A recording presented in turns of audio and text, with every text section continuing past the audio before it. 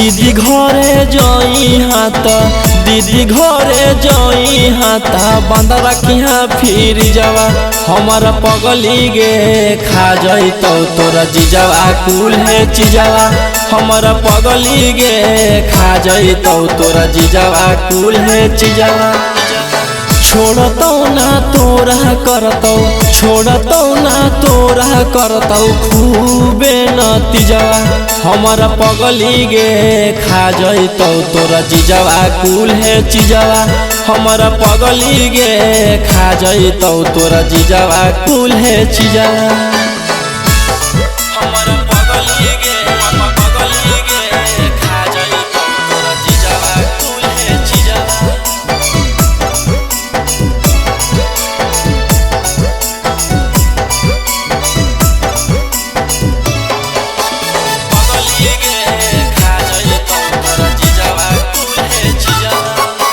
जादे नहीं हसलोली करे रही हाँ तू बच के गेर न दिहा लगावे नहीं धरे दिहा कलच के जादे नहीं हसलोली करे रही हाँ तू बच के गेर न दिहा लगावे नहीं धरे दिहा कलच के टच नहीं करे दिहा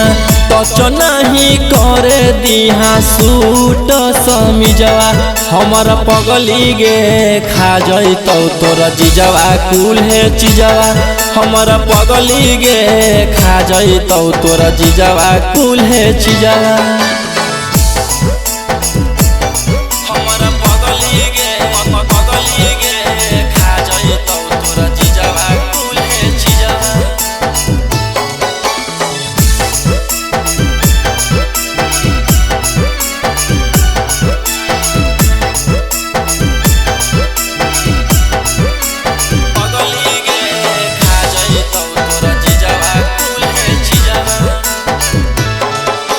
रौसना रोही के रखिया अपना दिमाग में कोशिश तो हर करत हो जीजवा नून डाले के साग में रौसना रोही के रखिया अपना दिमाग में कोशिश तो हर करत हो जीजवा नून डाले के साग में